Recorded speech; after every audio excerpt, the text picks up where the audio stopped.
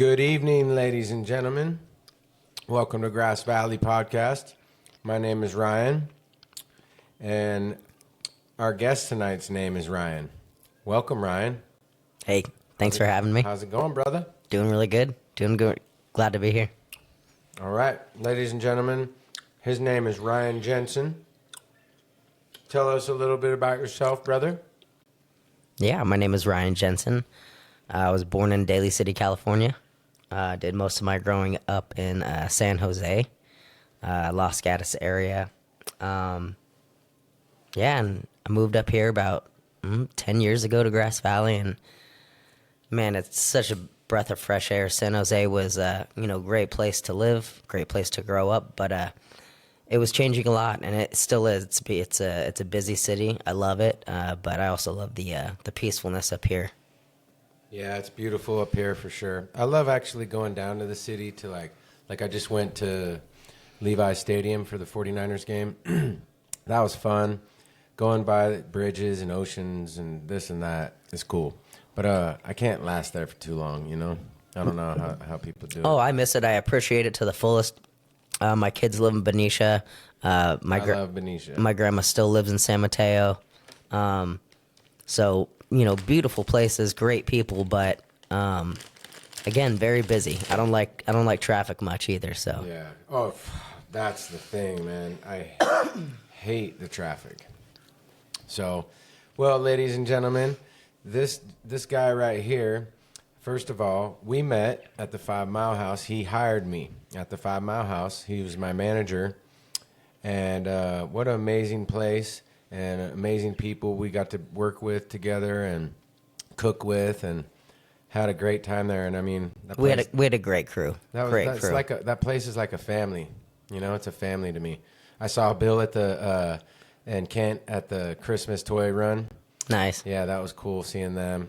Gave them both a hug. Bill said he thought I had a paycheck up there still. And I'm like, I doubt it, bro. I know about that. If you do, well, I'm going to come see you guys anyway. Yeah, Dee texted me a turkey emoji on Thanksgiving and just a thumbs up, and I love you. I love them. How is she doing? Always be family.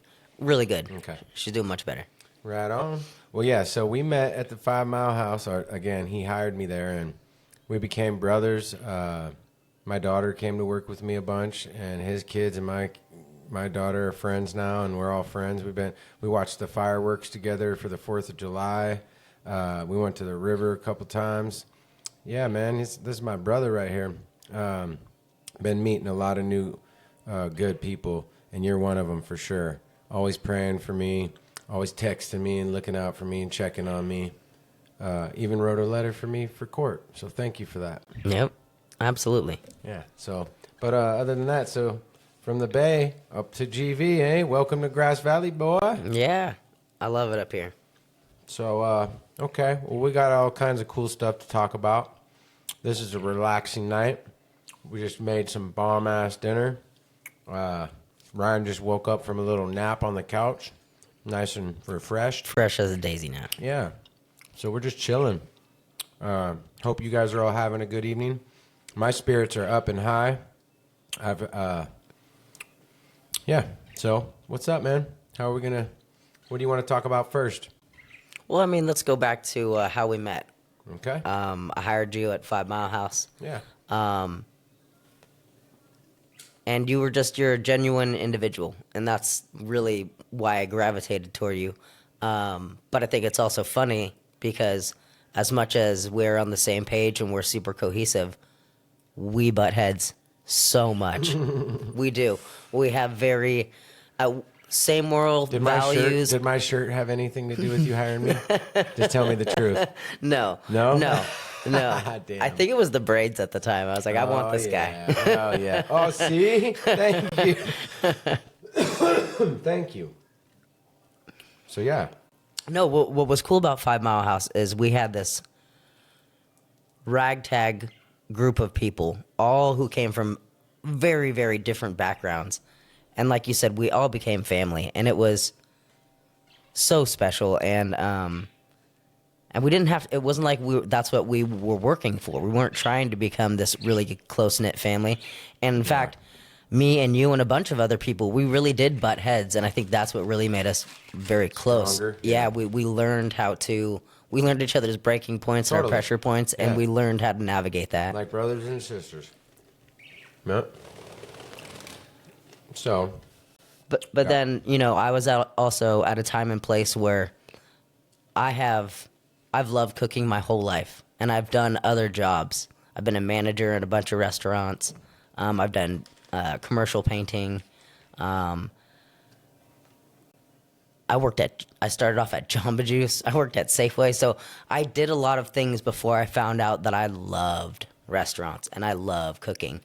And you're one hell of a cook, chef. and when we were there, Oh, you can we get just down. we created some magic together. Really, it was Yeah. fun. Well, you already had it established, and then when I came in, I'm a good cook, but you wanted us to stick to how you do it there, and you taught me discipline and respect for people's recipes and crafts. I snuck a couple extra seasonings in here and there. You know what I'm saying? So we all do, And when it calls for garlic, there Exactly. always 'cause I add know what it always add needs. more garlic. I knew what it needed, and they loved it. Hey, when I came there, yeah, people definitely. I'd have people try stuff like you always would too, but dude, this man here every I gotta day say- cooking something new for the restaurant, and I bet they miss you, man, because you ran that kitchen like all the different soups that you would make from scratch in there. Yeah. All the different little specials that they had from Yeah. the caprese salads. And I all. mean, I was working there. I was doing 6 days a week, which most people didn't realize. We only operated 5 days a week, but on one of the 2 days that we were closed on Wednesdays, I was there with Bill, cooking soup from scratch.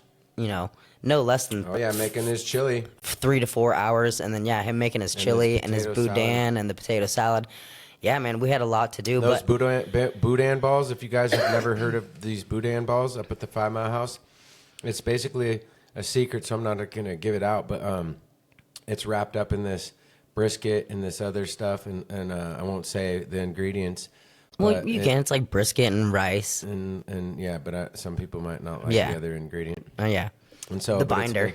Yeah, the binder, but it's amazing. And then they what we do is we take a handful of that, squeeze it, put our fingers in it to make a little hole, a little Well, I divot, mean, you could be fill honest- it with cheese, wrap it, So put it in the panko, and then you deep fry it, and but the binder is Dip it chicken. in some- The binder is chicken liver, Yeah. and it's blended up. Yeah, and it's delicious. But if you never knew that and you just ate it by itself, you would never know because it's blended in. Anyone And, says chicken liver, the girls go ew. ew, but just Or other people, even little sissies, go ew. it takes it's delicious. It takes and a it's sec- fried. It takes It's a second deep to fried, wrap your so head. It cooks. It takes you a second to wrap your head around. Well, what it is it's little chicken livers, not that many of them, grinded in with brisket and rice and some seasonings, and it's amazing. And then it has a little ball of cheese in the center. And every Wednesday, Bill would blend down the chicken livers, and he would always make the same joke. He would come over and went, "You want some strawberry milkshake?" Yeah, that's gross. Shouts out to Bill. He's a badass. Yep, so shouts out to everybody there. I miss everybody there. I loved working there. Me too. It was a good time. Pretty much. It was a good season. I love experiencing working at different places and different people and just putting it on the belt, you know what I mean? Yeah, life is like that. There's It's just not meant for me. it's a lot of little seasons, and I appreciate all the little seasons that I've had in life. Exactly. No, I mean not just that, but cooking in a restaurant. I've known that since I started out in restaurants as a kid, and just the frustration and the stress that everyone runs around having, and it's usually the customers creating that stress, and the wait or making the waitresses stress, and then they're stressed. I don't like working under stress. And I'm already one of those types that just doesn't deal with it that well, which I do now a lot better. But, I got to work in an atmosphere with peace, Well, I'm very particular about everything that I do when I'm working in a restaurant. And I think the one place that I had to grow was not everybody's going to do things the same way as me.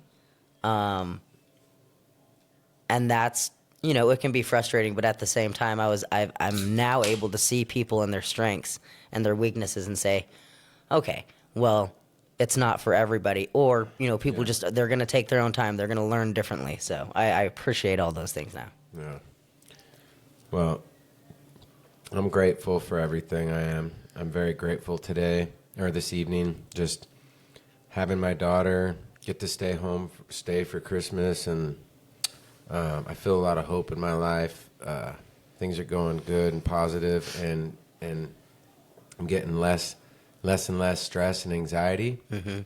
And I'm just excited about my new life I am, because I feel like even if I was free, I feel like I've been locked up. Well, that's why I always check in with you too. I feel like I've been locked up locked in my head and my body, or locked up in a cage for so long. And just recently I feel like positive things, have good things to do. This podcast is a way for me to release certain things, to communicate. It's therapy. It's seriously therapy, and it's therapy for others too. And connecting with people is huge. Huge. So big, because you're releasing out all these things in your head. You keep them in your head. Some people can't handle, it's like a computer. Your mind is like a computer, and your hard drive is full, and you got to get stuff out and take some stuff and put it in the trash, dude. Well, before your hard drive crashes. Well, I would say nobody really can handle it, but the most successful people are people who have learned how to have really healthy outlets and have a good a team behind them, you know, that holds you accountable. They love you. If you believe in religion or whatever, they're praying for you. You know what I'm saying? Yeah. Yep. Yeah, got a lot of people that have been praying for me, man, and that's another reason why I feel so good, and I've just been overpowered with, even my stubbornness or my pride or all those things, your ego, or all those things that hold you captive too. The love has been overpowering all that so hardcore that it's sidetracking things to where I'm breaking old habits and getting new ones, and to the point where I forget about it and I go, hey, thank you, God. What are you doing? This is cool. I'm actually, like I said, I took my daughter walking through Cornish Christmas, and usually I'm just like, I hate this. Get out of my way. I just want to go home, back to the Grinch top, the Grinch's lair, all these Who's in the Who village are annoying the shit out of me. But not anymore. It's like I enjoyed it, and I enjoyed people, and everybody looked cool and was dressed cool, and just me and Ocean she's having a good time, and I'm becoming more of a people person, and that's pretty big for me, because I've been a really big people person, but take it like this, I'm talking fake smile type people person. I'm good. I could go be around people and do my thing and function. But now it's more genuine, and I'm functioning around people, and it's not really a fake smile. Well, it's intentionality, right? It's your intention. It's the mask. The intention of your heart, right? Taking off the mask. Sometimes your heart's confused. Sometimes it's sad. We all go through stuff, and I think the one thing that we need to realize is that we're not alone. Everybody goes through it, And the more that we feel or isolate ourselves and make us feel like, oh my gosh, it's just me, and I'm creating all my problems. Well, sometimes that's true, but lots of times there's outside factors. And like I said, that's why I try to keep a good team behind me. I know it sounds corny, but my parents are my best friends. We talk to each other. We call each other. You met my dad. Yeah, I just met him today. You and your mom. And then, and sometimes you just call me out of the blue, and I'm just like, oh, dude, it's such a breath of fresh air. Yep. What's that, Ocean? Can I have a pickle? Yeah. So, yeah, go ahead and talk to our listeners for a little bit about cooking. All the different types of recipes that you've made up there. What's some of the recipes that you will cook at home? I think hands down one of the most successful things I did there was the chicken piccata soup. I was running out of soup ideas, and Bill, one of his favorite dishes is chicken piccata. We used to nerd out about it all the time because I also love chicken piccata. It's one of my favorite things in the world. So yeah, I had run out of ideas, and I was online, and I saw chicken piccata, and I was like, I wonder if I can make chicken piccata a soup.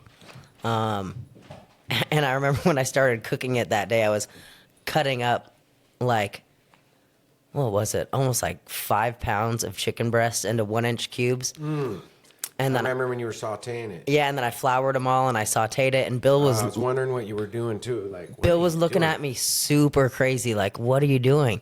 And then so I sauteed off all my chicken, and when I started to I make think we were all just curious what you were doing. when I started to make my broth, I realized that he kept coming by and stealing my cooked chicken from my soup. And so I had to like cover the chicken and like guard it. I love cooking for Bill. But yeah, man, the chicken piccata soup turned out like a hit. There's this one old lady, and the reason I started cooking soups in the first place was, I mean, we were doing bagged soups, which they weren't bad, but they weren't. It was here nor there. They're good. But this old Hey, lady, you meant bagged? yeah, like bagged. Not bad soups. No, but bagged. bagged in a Yeah, bag. In a bag. Yeah. And then like they were good here nor there, but homemade soup is always better. Yeah. So this old lady called, and I remember Bill called me. Yeah, he called me to the front, and he gave me the phone. And he goes, "She wants to know if we're gonna have French onion soup," and I was like, I don't know. So, I mean, I could order it. So I got on the phone with her, and she's like, I'm calling because, what was it, 20 years ago, 5 Mile House used to have the best homemade French onion soup. Oh, I remember this lady that you did. And do I this was for. like, Yeah. I think I can pull that off. So my very first soup was French onion soup. And I remember she came in like a week later, and she didn't like give me any notice or anything like that. And she asked, "Is Ryan here?"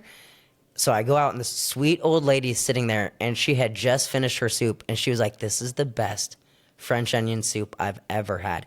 Even when the 5 Mile was House was good. open, this is so I good." never liked that dish, but Honestly, best compliment in my life. I wanted to cry. I gave dude, her a it was big the hug. way She's you put the cheese that melted and wrapped around the bowl just perfectly on top of the croutons. and she would come back every week just to eat my soup of the week. She's Well, such that's a good. sweetheart. Shout out to that lady. Well, I never had it how you made it, so like I said, everything you do is extra and good. Like you I put a lot of love into my food. Well, he made these. You guys, he made these Parmesan croutons, and then Parmesan garlic croutons, and then you sprinkle those in on the top of the bowl of the soup, and then he covered it with this like perfectly round slice of mozzarella or cheese provolone. So and they put it in the oven, and it gets a little browned, and then they serve it like that, and it's epic. So normally it's done with a crostini, like a piece of French bread, and then it's cooked and kind of dried out, maybe aged a little bit. Yeah. We didn't have that. All we had was the sourdough loaves, right? So I was like, the Parmesan croutons were my take on the crostini. Yeah, that was delicious. Yeah, we made all kinds of good stuff there. And I've been cooking since I was really young. My grandma taught me. My mom learned how to be a very good cook, so I watched her. Man, when we were younger, watching her experiment and then having to eat what she cooked, and like sometimes you're like looking at her like, it's so good, but it's like one of the most like overcooked pork chops you've ever eaten in your life. But you didn't want to make her feel bad, right? Like at least she tried. Yeah.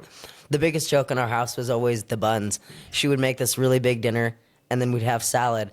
And sure enough, man, every time we'd be sitting down, we'd be like taking our first couple bites, and then you just smell burning. And she'd be like, "The buns!" We always had burnt buns. Yeah. My mom, 2 Thanksgivings in a row,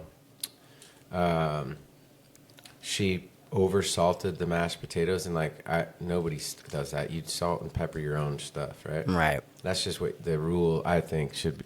You're like, don't oversalt. Some people don't like salt. Some people don't like pepper. Some people, so don't just dump.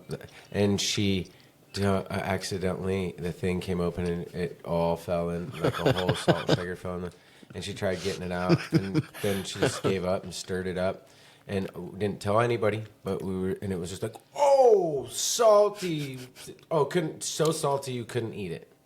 And those were like me and my brother's like one of our favorite mashed potatoes. Okay, our so thing. my So, mom like- used to make cream puffs, right? And she'd make the cream puff. Hold on, but she did it the next year and the next Thanksgiving, and so we cut her off, and she wasn't allowed to do Thanksgiving no more. No more salt. Salt queen. My mom made cream puffs one year for a bunch of my dad's friends as presents. Mm-hmm. She'd make the whipped cream filling, and she'd make the little puff pastry mix. Sounds bomb. And she accidentally, instead of sugar, put salt into the dough mix. And so, like, 3/4 of the cream puffs turned out super, super nice, and the rest of them were, like, super salty. And she couldn't remember who she gave them to. She didn't figure it out till later. No. And I remember my dad's friend calling, and he's like, I just wanted to say thank you so much for these cream puffs. And he's like, but they were some of the dang saltiest cream puffs I've ever had. And my mom was so embarrassed because she knew what she did. But the guy was so sweet about it. And we laughed about it later on. It's still like kind of a joke. Like, luckily, the one closest person to my dad got these. And it's been like a running joke now. So it's funny. That's funny. That sounds kind of like somebody having one of those weed brownies versus the regular brownie stories. You know, Right. and giving them out and being like, oh, no, I gave those to my teacher. They were supposed to be for my buddies. Yeah, luckily, I've never had that happen. Have the teacher all stoned. Just kidding. But, so cooking, man. Yep, that's a fun thing. That's a passion of mine. Cooking, art, I find that Cooking is an art, brother. yeah, it's a medium for sure, for sure. I also love painting, not just like painting houses, but I used to do graffiti. Not like I never vandalized stuff, but I would do it in controlled settings. But Yeah. it's a fun medium. I love painting. Totally. And so you did. You got an offer at a job painting, and you left the 5 Mile House a little bit right after I did. I did. And now you're painting again. Mm-hmm. How you like it? It's great, and it's legal, So that's also awesome. I think the coolest thing is going into people's houses after they've picked these colors and watching the transformation of the house from the prep, taping, masking things off, fixing holes in the walls, and then just watching the finished product. And I find it really synonymous with cooking. Like, you're really only executing a dish for maybe 15 to 20 minutes, but it's all the prep work that goes into cutting your veggies and making sauces and making sure everything's fun doing. Balanced and seasoned, right? But it's all that prep work to just execute cooking for about 30 minutes. And painting is a lot like that. If you don't do the prep work, the execution of painting is not going to be as great as it could be if you put the time into it. Yeah.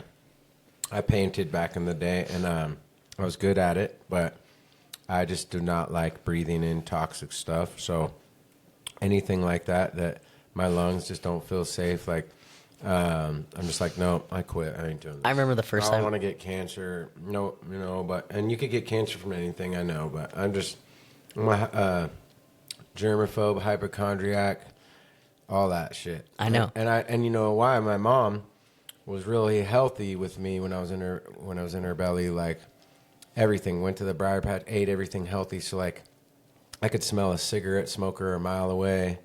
I could just anything. I could taste if there's somebody had soap left over on a cup or something. I always rinse my cups off before I even drink. Even here, I don't know. I don't know. It's a weird thing with me. I remember the first time we did the boil out together with for the fryers. Oh yeah, I at do it 5 3 Mile times. House. You taught me to do it 2 times, and I do it 3 times. Well, not only that, you were standing back from the fumes, and you're like, oh yeah, that was you're gross. like, this is gonna kill me. I'm like, Yeah, I read what was in it. It was phosphorus, bro. dude, you smoke cigarettes. It's phosphorus, right? It's something like read that. it. I read shit. It's a cleaning agent. Yeah, it's probably not great to huff it, but Duh, that's why I stood back. Oh man, you're all up in it too. You were like scrubbing this shit, and I'm like, bro, that's phosphorus shit or whatever, some nasty shit. And commitment to the job, bro. you know what? You paint, so what? Everybody's out there doing something. If it doesn't bother you, sometimes it doesn't affect other people. This is just so. The more you think about it, like. This is just a break. So I'm gonna get back into restaurants. what I did is I've fixed my resume, and I've actually been applying to like fine dining restaurants in Roseville, Sacramento, Granite Bay. What about the Hawaii one you were telling me about? Yeah, I mean so there's a couple options there. I could if I really wanted to. I'm talking to one resort and one restaurant. But I looked, and like the cost of living out there right now is, dude, it's kind of outrageous. Yeah. Kind of outrageous. Set up a spot before you do that. Yeah, and if I do make a move, I will at least want it to be a move where I can put some money away too. You know what I'm saying? Yeah. Because my kids are not getting any younger, dude. Yeah. College is coming up. Austin's about to be 16 years old. He's gonna start driving. So,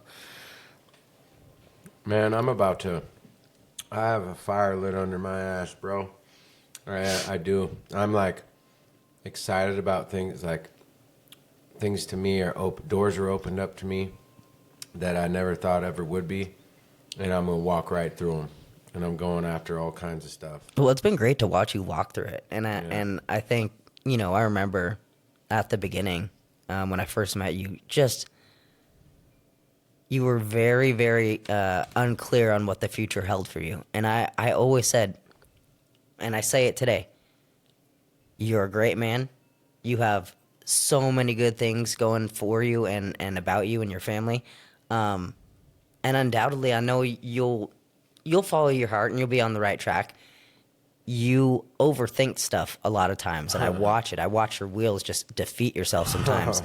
And I'm like this. 2 dogs, baby. I'm like, I just wish, Feed them both, too. But I go through that as well. So when I watch you at a distance, and I'm like, I'm just gonna see how it manifests, and if he needs help, I'm right here. Yeah. Right? Yeah, I love you, brother. You've always been good to me. Definitely, it's a battle and it's a war inside my head. But it's actually like, I know it's all, these are my own little ways of thinking and doing my own self-healing, but you know how, and this might trip some people out, but this is a real podcast, right? So like, I think I've told you this before, but there's the God or Satan, right? And not everybody believes in that, but let's just say, that idea. Or good and bad, you know? Thank you. Good and bad. But it's almost kind of like parents. It's almost kind of like mom and dad got a divorce and split up, and they both love you, and you love both them, and you're not trying to pick a side, but you're just being tug-of-war with in the middle. Like, you're just kind of like being as human beings in this world, we're lied to and all these bullshit things that you're fucking brainwashed with. And it's like a tug-of-war between good and evil. And the old Native American Indian saying, the way I like to think is like, the 2 dogs. You have the 2 dogs. What dog are you going to feed? The good dog or the bad dog? The white dog or the black dog? And not like that, but, it's yin and yang. Yin and yang type thing. Yeah, I get you. Good or bad dog. And the one, you feed that one, he'll bite you, you know what I mean? Feed the other one, whatever.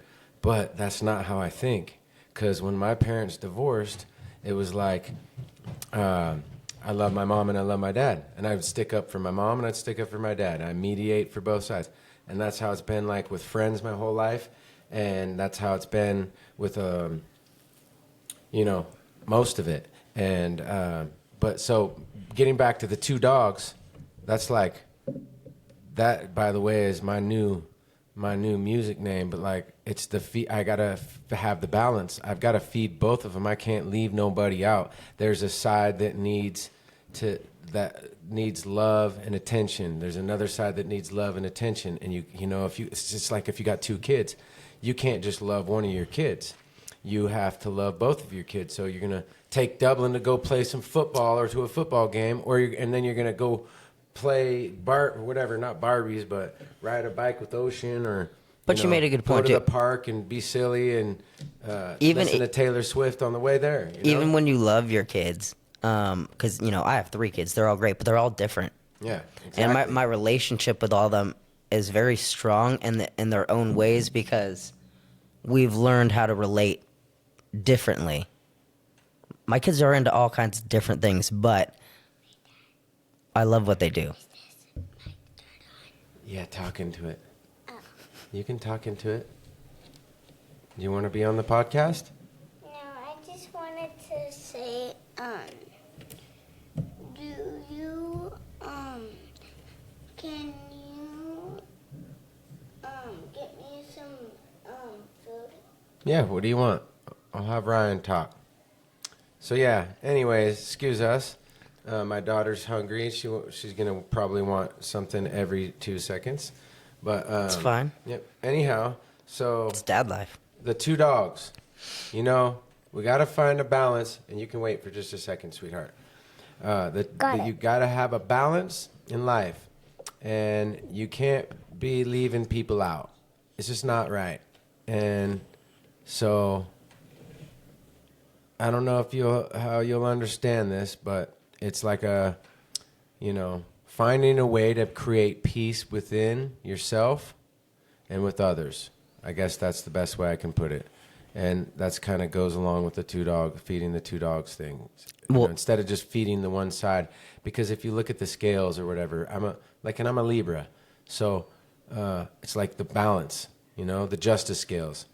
And instead of one side being weighed down and the other side being weighed up, it's like my life's goal to keep them like this, to keep them balanced. And then I'm flying, I'm soaring. But like also, an eagle. I soar like an eagle when my arms are spread like this. well, like I was saying about my kids too, it's like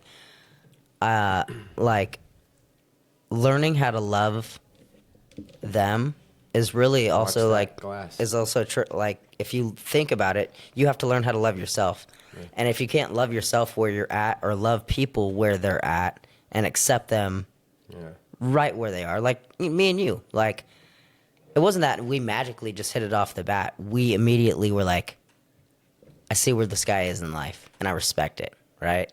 And I want to be friends, and I want to. You broke me down. You'd catch me cutting something, But I wanted easier. And you'd be like, "No, you got to slice that." I'd be like, "But yeah, dog." But I haven't. And you'd be like, "No, dog." And I'd be like, "Yeah, dog." And we'd be like, "No, dog." Because that's life. Sometimes dog, you I have. don't care if you fire me, dog. You have. It's like my grandpa used to say. It's the difference between a journeyman and an apprentice, right? So the journey. But hold on, you were kind to me, Ryan. And that's why I was able to listen to you. And that was the cool thing about you is even through our button heads, you were patient and kind. Yeah. And I respect that because people that are patient and kind with hard heads or with anybody that's different or whatever or stubborn or, stuck in their own ways or any of that, you're able to reach them without being an asshole, and you're really sweet to everybody there. Dude, everybody. life's even too when you're short. pissed off, you might have gone home and been like, I did a lot of days. I did, but life is too short to hang on to all that stuff. You gotta let it go. You gotta be a good sport in life. Yeah, Gotta be a good sport. Yeah, you were a good leader. You're a good leader, man. And all those youngsters in the back. Yeah, shout out, dude. Shout out to All the Landon. you're very respectful to all the ladies, all the waitresses. Always a gentleman. Everybody loves you. My mom and dad taught me good. They taught me. Oh, I got to meet them both this morning, and you know what? My daughter was with us, and we went in and met the little dogs, and You met the Frenchies, yeah. and your mom was so sweet. And then your dad came out, and I was hoping I got to meet him, and sure enough, I did. I got to meet him. Great people. Love them. Part of the family, as far as I'm concerned. They're amazing. Yep. Yeah, I'm biased, but best parents ever. And then they actually end up knowing some folks at the church that my daughter's going to be in a play tomorrow at 9:30, 10 o'clock. Yeah, and she's been practicing. With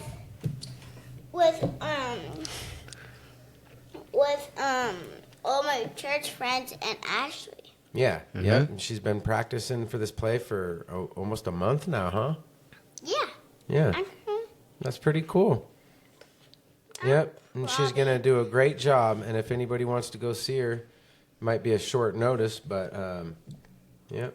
You might take a while to find it because it's tomorrow, but if we don't have my dad's phone number, he'll probably just text you it. That's right, baby. So Text it out to the world. Yeah. And this is my daughter, Ocean, and she decided to join the podcast, and it looks like she warmed up a little bit, so she's going to just be right here next to us. So, Ocean, you had a little early Christmas, right? Yeah, but How'd you like that? And now you get to have a second one. We didn't have to open the presents early because you didn't go to jail, but that's good. Oh, shoot. Oh, sweetie, I love you. Yeah, so... That's real. Yeah, she's real. She's real. Daddy doesn't shelter his kids. They're very smart and advanced. Keeping it 100. But respectful and manners and polite, right? At least we have a Christmas tree. Yeah, of course. And so she got to have an early Christmas. Wasn't sure what was going to happen. Watch your head, please, and sit down. Don't do that. Okay, I have a glass of water right here, and I don't want you to spill it, sweetie. On accident. So, Ocean's going to be in this play. Can you tell them what the name of it's called? It's called Joy to the World. And what are you going to be in the play? I'm going to be an angel. Yep. And it's Mary, did you know? I'm going to be an angel and Mary, did you know? How many kids are in the play? I think 7. Strong cast. This is so cool that you joined us, my darling. My little pumpkin Jane. She's like the best road dog ever. Yeah. I love you. She's fun. You know what? I was just saying, she's not quiet unless she's eating or sleeping, this girl. Mm-hmm. Or watching shows. No, I think you're singing along. But yeah, maybe you're right. Okay. Those 3 things and that's it.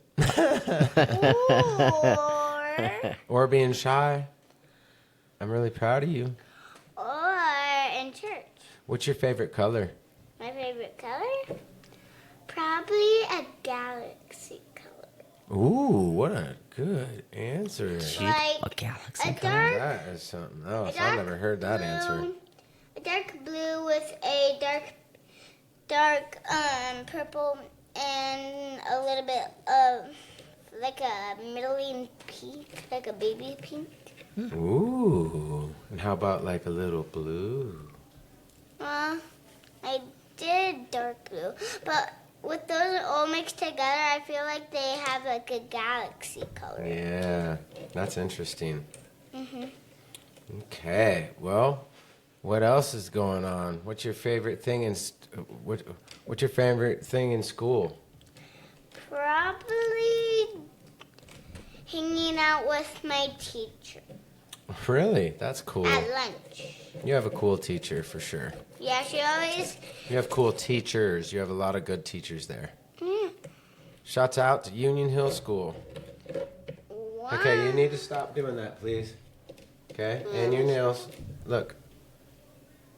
You are a jitterbug, and we're just lucky she's not doing cartwheels right now, kicking something over. It could happen at any second. Anyways, so... I just talked about that. Well, Rye Guy, what do you think about this little rascal? You know what's funny? Is whenever I'm around her, I want to be silly. Yeah, and you know what? I She used can't to come into keep a work. straight face. Tell everybody about how when Ocean would come into work, you were like good cop, bad cop, and it was like ice cream and candy and That was the good old days. Stop. Get your hands. Well, I mean, my kids have. I can't tell you how many restaurants they've had to come with me and sit at work with me, and to them, they like idolize it. They're like, "Oh my gosh, I get to go to Dad's restaurant. This is so cool." And for me, I'm like, "Oh man, I have to bring them to the restaurant, and they have nothing to do." But they love it. They love watching us cook. Yeah. She loved helping cook too. She had a little apron. Yep. I miss those days. Yeah, well, we can always keep cooking. We can cook whenever you want. But we don't like wasting food now, do we? No, we do not waste food. Not in my house either. At least I like one healthy food, and it's Caesar salads. Yep, she loves her Caesar salad. She's like big Caesar salad kick right now. Yeah, we have Caesar salads, like 2 of them. That's a good kick to have. Yeah, well, you wasted some of it tonight. Yeah, right. Half a bowl full. Not that much, but I ate a lot of it. And you just ate a big Jersey Mike's sandwich. I ate both of the halves. Jersey Mike's is so good. She's a Jersey Mike sandwich girl. I'm a We have a Jersey membership Mike's. there. We have I'm a points. Jersey Mike's freak. She's gonna get a commercial one day and get rich. Dude, sandwiches and soup are like part of my main diet, dude. Like, it's Yeah, that like tacos 4 are days a mine. week. I need tacos a lot. Pizza, tacos, soup. Yep. I live in Penn Valley, and sometimes I'll be sitting at my house and I'm like, I need a burrito, and I will drive to Grass Valley and go to El Favorito. Mm-hmm. Shout out to El Favorito, so good. No, The habanero salsa. Oh yeah. Well, there's a truck in Brunswick, but it's good. But I'm talking about the truck that was there before them. They had these little things called tornadoes or tornadoes. It was like Tortas? no, they're tornadoes or something. And they had the cheese melted onto the thing, crisp with the meat, and then the lettuce, and it was just like a taco, but they melted the cheese, kind of like a tostado. Yeah. Sounds, dude, I'd eat it Yeah, it was so good. any day.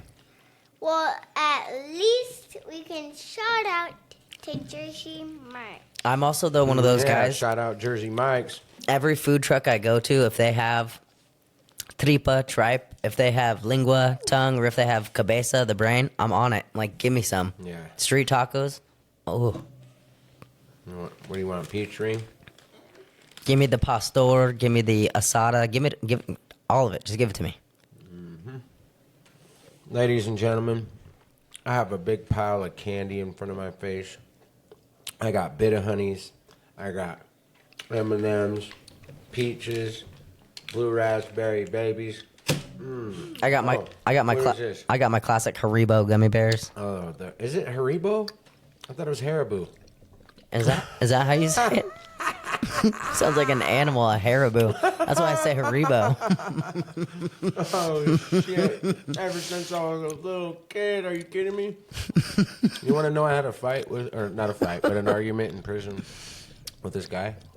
Over Haribo? Dude's got gold teeth, name was Foot, straight out of Oakland. We got in an argument, and we argued all day about something until an OG came in off the yard. Oh, I thought you were talking about you were arguing over gummy bears. I was like, first of No, all, we were arguing how did over- you get them? Second of all, We were arguing over Sade. So her name, I thought my whole life, was Sade. And he's like, bruh, we're about to fight over this shit. did damn you near." really think that? He's my homie, but we were getting into it. Like, You thought her name was Say, oh, I though, did. for real? I did, my whole life. My mom, when I got out, even said, "Are you dumb?" Sade. And I'm like, damn, I feel hella dumb because I put up a big fight about it. You stood your ground. Well, I'm like, bro, it's fucking Sade. And he's like, he wasn't scared of me or nothing. He finally like stopped arguing with me about it. And then I did. The OG comes in off the yard. Big old dude was like, what, bro? Or like just lightly and politely put me in my place. It's Sade, bro. And I was like, what? I can totally believe that. And then I went back to my spot, and even some white dudes were like, what? You never heard of Sade? I was like, no, I've loved Sade, but it's Sade. And I'm like, fuck all you guys. I believe you probably. I know you stood your ground because do you remember when I threw away? Sorry, Ocean. Do you Excuse remember my when language. Do you remember when I threw away your Reuben at work? Uh-huh. Do you remember how mad you were? Yeah, I can't cuss. That F you. Dude, you were I know what the F word is. you were so mad I at got me. So mad. Okay, so listen, everyone. We're cooking. Thank you for bringing this up. I think this is the only time I really got mad at you. And we're cooking. And he's always telling me to make shit fresh. Now I know to make shit fresh, but I'm also a cook too, bruh. And I know that when you do the Reuben, you sit it there, and you've got to give it that time for that Swiss cheese to melt onto with the whole thing. And so I set it aside, and other stuff is still cooking. He has like a burger coming for this order, so it's like gonna sit there for like a minute or two, not even that long. Like 5, probably. No, not 5, dog. And then we got this thing set up, and there's a lot of orders coming in, so we're trying to get stuff done. So I'm like getting it done, and it's still gonna be. I mean, I would have ate it like that, you know, it's on the grill still. So it's just I walk away around the corner for 1 second, come back, and that motherfucker was gone. Excuse my language. That sandwich was gone. I have a question. Hang on, baby. Don't interrupt people. And it was just disappeared. And I'm like, I didn't want to get into it with him either, so I struggled like, did they already take that Reuben out? And he's like, he looked at me with those eyes like a kid that just ate a piece of candy they weren't supposed to or something like that, and they just were still chewing on it or something. And I'm like, you did, huh? And he's like, I did. And I was like, you. And I just walked out. and so Lily's on the other side of the pass. Josh comes around the corner, and he goes, "Is he okay?" And I'm just cooking with my head down. I'm like, "Yeah, he'll be fine." I know, you're always patient. That's what I mean, is you're too patient and nice, and you made me feel like a jackass kid. You want some more water? Yeah, what you didn't, but it made me and reflect, you know, and go, wow, he's so kind. There's room for this. Not to take advantage of you and do it again, but you pissed me off and threw my sandwich away. And I was like, I regret it. I do. Like, I should have done it another way, but that, like, we all have our breaking points. I know. And at that point, I was over. But he was trying to talking. scold I me was and teach me a overword. lesson, you guys, because he was telling me how it goes, and you start this right here, right now, and then you start this, and you do it in a way. Now, there are reasons, just like building Legos. That's why I'm the Lego kid. I tell people, every time I'm talking to some silly person that's trying to mess with me, I'm like, bro, I'm not trying to sit here. My dad, right? I'm not trying to bicker with somebody and stretch things out and talk when there's clocks ticking. So it's like, step 1, okay, done. Step 2, good, check. Step 3, check. Lego kid, baby. And that's like parables and metaphors, you know? 100%. And Jesus had to talk to people like that in lames and metaphors, and, you know what I mean? Parables. So you can understand it. Like, hey, if you could break it down to people, you know. But I know that you were patient and kind with not just me, but even, you know, who got wasted drunk and freaked out. And almost, I thought he was going to attack Lily. Yeah, I know. I almost had to dip him. And then he threw her phone up on the roof. And yeah, that was a wild day. And, you know, he knows better. Matter of fact, we'll pray for him later because he needs it because he's in jail. Again? Yeah. Oh. He got another DUI, and he might be going back to prison. Who knows? Poor guy. We pray for him. Yeah. Can I say something? Yes, sweetheart. You can now. Can I go back in my room? Of course. You don't have. You're invited to come in here. This is your home. I'm just saying this is Ryan's episode, so we're gonna have our podcast. You're welcome to come on. It's your kingdom. You do you. Yeah, you can go back in there. Give me a kiss. I don't want to. What? What? I got a kiss anyway. You know what I wish we had up here? What? An ice rink. Oh, For like ice skating. You know, Tahoe does. No, yeah, I wish we had one in like Grass Valley. I know there's one down in, I think, like Roseville too or something like that. Yeah, I believe. Yes, there is. I've been to that one. Yeah, you know what's funny? I used to play hockey when I was a kid with my cousin Nick. Mm-hmm. Rollerblade and me too. And ice hockey. And so I got out there and it was crazy. I'm like Wayne Gretzky on that shit, man. My dad grew up in Windsor, so he played ice hockey when he was until he was I think in high Knuckles. school. We're both San Jose Sharks fans. I grew up sporting the Sharks. And, so I don't know if my cousin played, and I don't know if you've seen lately, but I think they're in like 5th or teetering on 4th or 5th in position in their division right now. They're doing they're doing super really good. Yeah. That young kid, Matt Celebrini, their assistant captain. I actually, unfortunately, haven't been able to watch any of that or have time for anything. But Oh, I know, but just the 49ers. this kid reminds me of a young Patrick Marlowe, and we've been waiting. Like the San Jose Sharks have needed a star for like the last 5 years, dude. They've been in such a pit. You know how I'm a Kings fan, a Giants fan, a Niners fan, and a Sharks fan, and I consider but myself. everybody. So I rock all the gear, right? I consider myself a Bay Area fan. Yeah, but except people for will come up to me. except for the Raiders. My point is, oh well, they're out of here. They don't live in California no more. But so people will come up to me like, how are the Kings doing, or how's the Giants doing, or how's the Sharks doing, whatever I'm wearing, whatever. But I'm like, you know what? You're like, I don't know. No, I ain't watching none of that, paying attention to none of it, just the 49ers.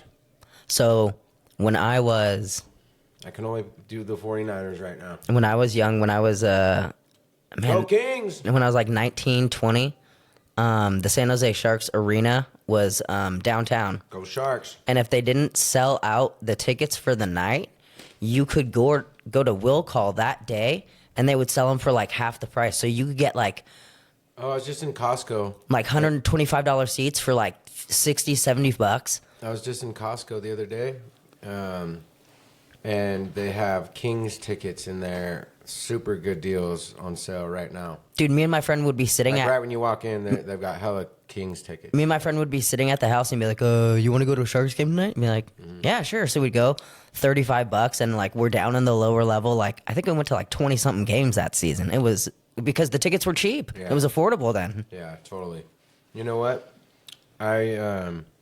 Ashley, my son's mom, bought him tickets to the 49ers game for Christmas. That's expensive now. And my son, no, she's a nurse. She's an RN. And she gets some kind of discount or some deal there you go. through that somehow. They do. These nurses get a lot of discounts and shit on a lot of stuff. But anyways, so she bought us the tickets. Anyhow, they were up in the very top. Not like the top, but at the top. And I'm telling you, that experience was even cooler. We were like flying in the wind. It was so cool. Was it a day or a night game? Day game. Yeah. Was it cold? I mean, it was foggy and it was just perfect. Yeah, I mean, it was cold. it's Santa Clara. We were suited and booted. Like if you just had like some pants and a hoodie on, you would have been cold. We had, I had a wife beater on, a shirt, a hoodie, and my 49er jacket, and I was just set, just sitting there, warm, and my son was suited up, and Nate was suited up. Yeah. You know what's so crazy? Growing up in San Jose. We got to get really close down there. We hung out damn near with them. We were down there for a while, close, taking pictures. They let us in. That's super dope. But then we went back up to our seats, and I liked it up there. The tickets were cheap tickets, like the cheapest you could get. If you paid $200, you get down like another section. $400, you're down there. You know what's funny? I'm so short. I'm cool with being in the upper level so I can see everything. Right? Dude, it's not as far away as you think. Yeah, dude. it's not. You really are pretty close. No, that's fine with me. I love being in the upper level. The whole point of going upwards instead of stretched out, The worst for me, because I'm so short, I'm 5'2", is going to concerts.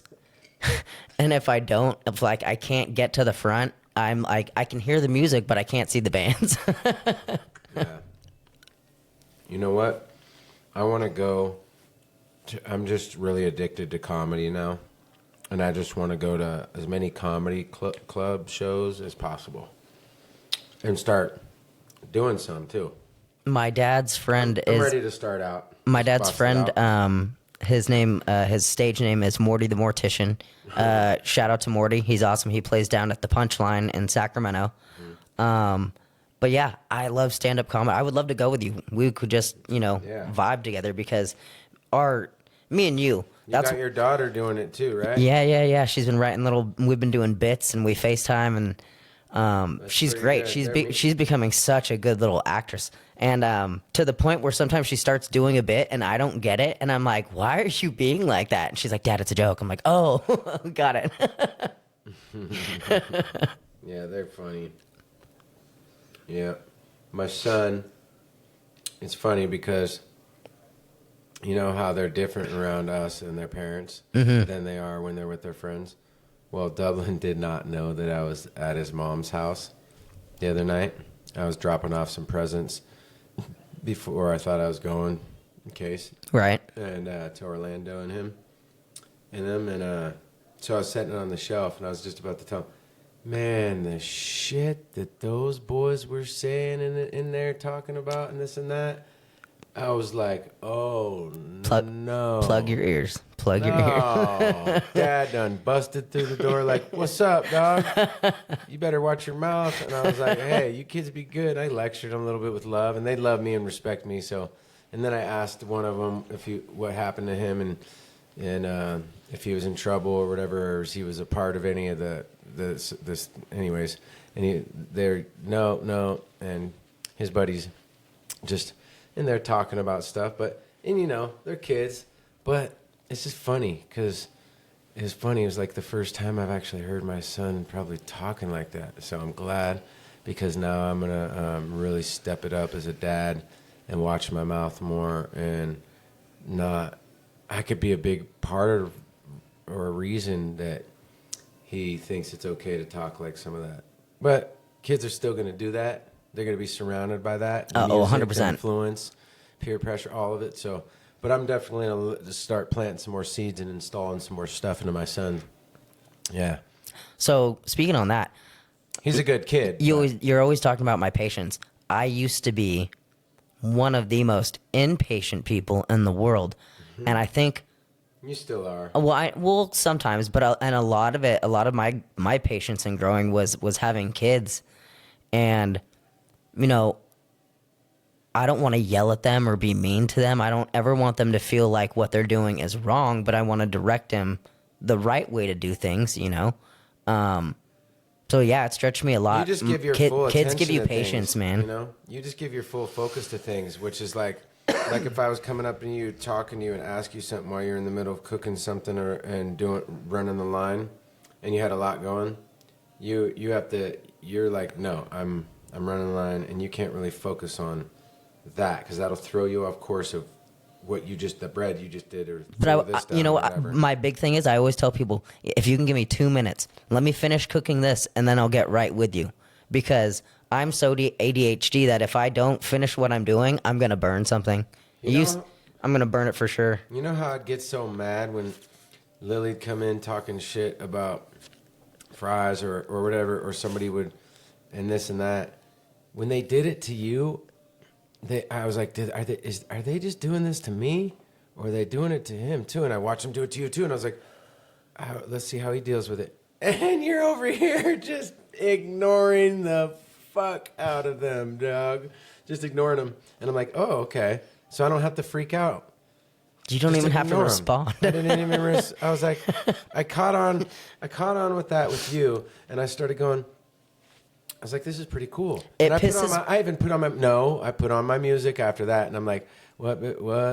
Well, it really makes... Lily's my girl, but I'm just saying... It really makes people mad when I do that, when I ignore them. And...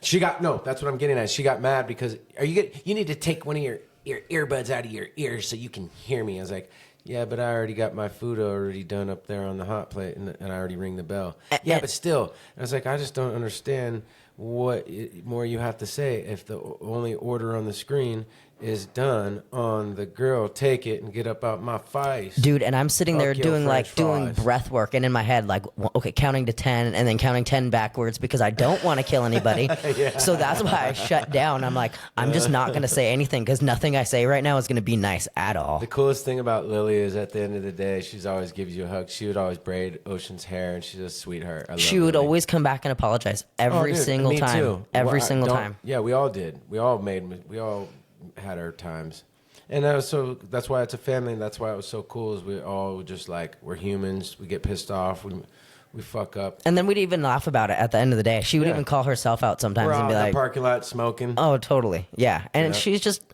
everybody there, just Josh included, Landon, Jackson. Shout out to all of them.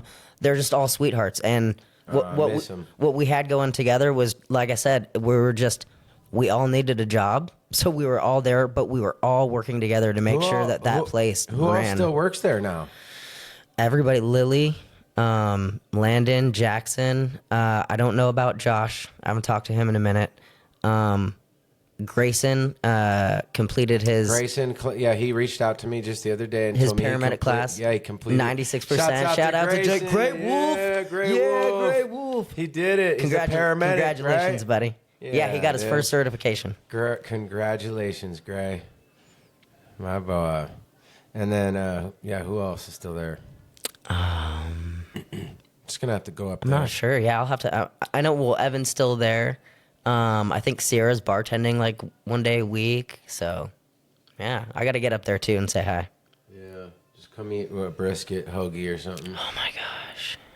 Yeah. Or a Reuben. Oh, brother, I miss the Reuben so much. Yeah, but I make my own Reubens now at home, and I fucking master the art. Ever since you showed me how to do those, I put bacon on mine too. You know what? Part of my I do the corned beef, and then I do the bacon and the sauerkraut and the Swiss and the Thousand Island and part of my favorite part about that job, or part of my favorite part, was when you or Lily or Josh or Landon would come to me and be like, I'm hungry, but I don't want anybody else to cook my food. I only want you to do it. I'd be like, dude, I got you. And then I do trust you with the food. it was just so much. I wouldn't It's so much fun watch, and then I get to watch you guys eat my food, and I'm like, oh, and you guys would just be like, this is so good. Check it out, bro. When people are dripping sweat and shit, like on your food, like that's disgusting. Like ain't nobody that's dripping sweat cooking for me, because you're gonna drip sweat onto my food, and I ain't having that. Ain't having that. So you don't share straws with people, then, do you? Nah, or toothbrushes or none of that shit. Well, Why would I? Well, toothbrushes. Ugh. Straw? Okay, a straw. My kid. Yeah, me and Ocean just at Jersey Mike's. I took a sip off of her cream soda. Yeah, but that's your kid. You're not just gonna go like. Well, that's the only time I'll do it. That's what I'm saying. Well, that's what I'm. Yeah, like if I'm sitting here. If I had a wife, you know what I mean. If I'm sitting here drinking a Slurpee, you're not gonna grab my cup and sip out of my straw. No.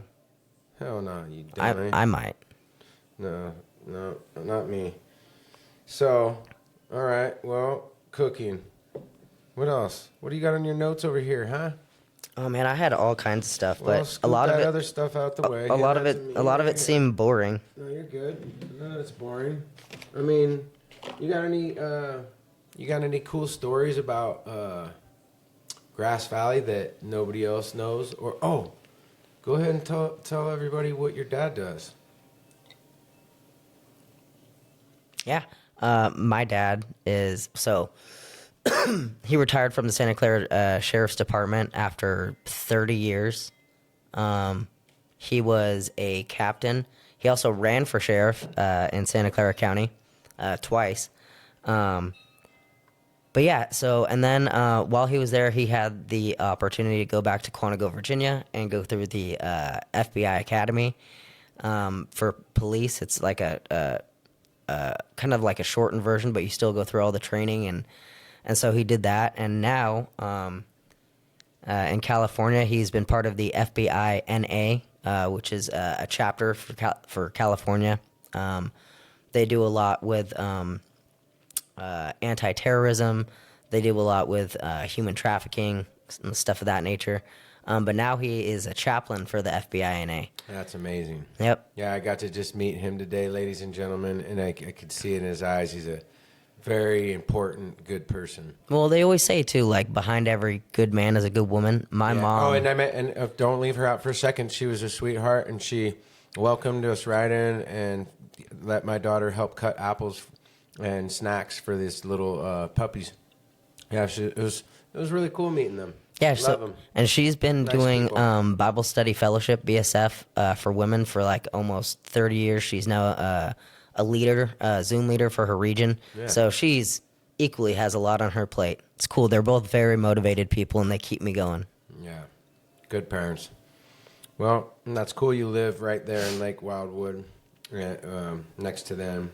Family's close. You know, you're not just up here alone. You know, got to get your kids situated a little bit more, see them more.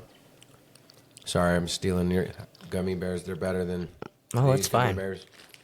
But They can't mess with those blue raspberries though, or the peaches. Oh yeah, gotta put these down. So in every restaurant that I've ever worked, I always have a bag of Haribos. And people like... Oh, bro, hold on. You say Haribo, I say Haribo. Yeah, sorry, Haribo. But even at like Yard House and Cheesecake Factory, when I would get stressed out, I would walk over to my bag of gummy bears and I'd take like 3 or 4 and just gummy bears. The best gummy bears. When you're mad, you just can't be mad when you're eating a gummy bear. You can't. It's impossible. I've tried it. You can, but you just go, as soon as you start chewing, you go, Then you're angry chewing the bears, and then all of a sudden you're like, okay, I'm not mad anymore. You better handcuff those gummy bears over there. You and my daughter always eats my gummy bears. I got a pile of candy, y'all. And then, but he's reaching across the table to steal my gummy bears. I love me some. How do you call them? Haribos. Haribos. No, dog. This ain't Haribos. I don't see a U there. A Haribo. That's Haribo. Haribo. That's Shouts out to Haribo. or Haribo, whichever way you go. And then I got. Hey, look, these are the new M&Ms they came out with. It's called honey roasted peanut M&Ms. Like, what? Say what? Did you see that? Where's my birds? Oh, I thought that was a helicopter. Did you see that Cheeto is going to have to? They're choosing to remove all the red dye from their products. So now the Cheetos. So the Flamin' Hot Cheetos are no longer going to be red. They're just going to be this like naked color. Are you shitting me? I swear. Good. Isn't that bad for you anyway? Yeah, the red dye is really, really bad. And if you've seen how it's made, it's honestly horrific.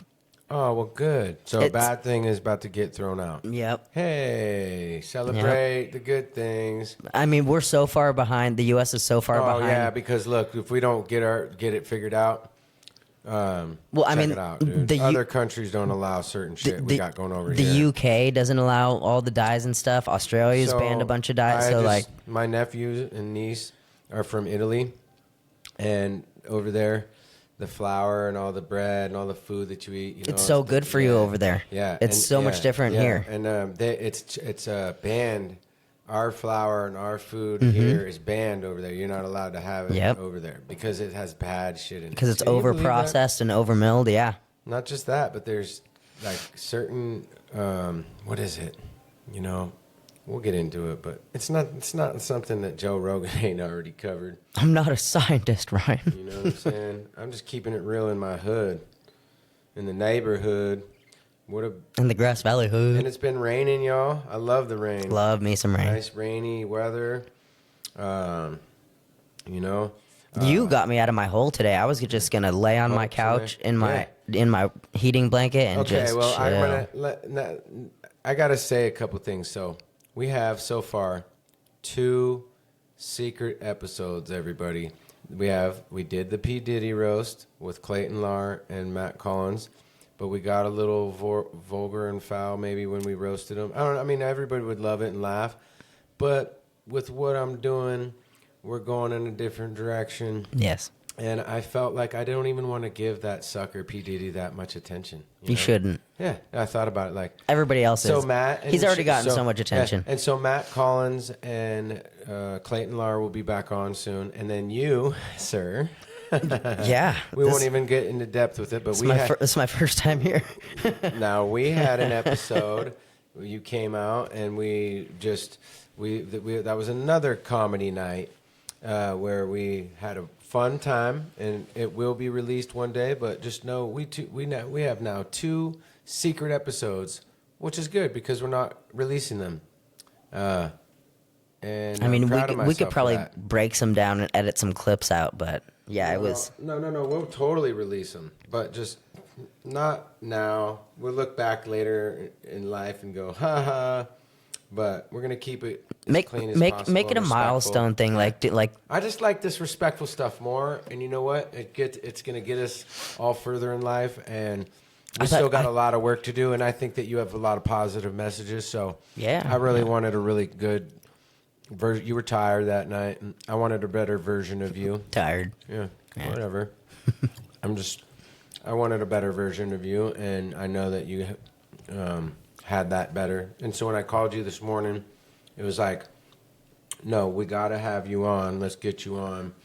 And, it's morning time. I figured, hey, he's not painting or working. I'm gonna try to catch you early. And then you pulled a me as like I was in the kitchen, but you were me, and you're like, dude, you gotta write down notes. I'm not gonna have you freestyling this. You're not going on there and I'm like, notes. And I felt like I was in school again. I was like, there was this like pressure. I was like, I don't know what to write. So I wrote down all the stuff, and we probably used maybe a couple things. But looking at this and just being prepared. Well, no, hold on. Mm-hmm. It really made me reflect on you as a person and how far you've come.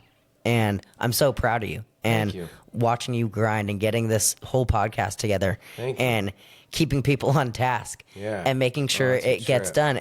I'm super proud of you, bro. Yeah, you're doing it. And you know what? What's up, Ocean? I just wanted to come hang out for a minute. Okay. Yeah. Cool. For a minute. Well, what was I saying? That's the thing, is that I don't remember what I was going to say now. I was just saying that I'm super proud of you and getting this, keeping this whole train running. You've been doing a good job. Before that, what were we talking about? Oh, anyways, yeah. So wanted to get you back on, and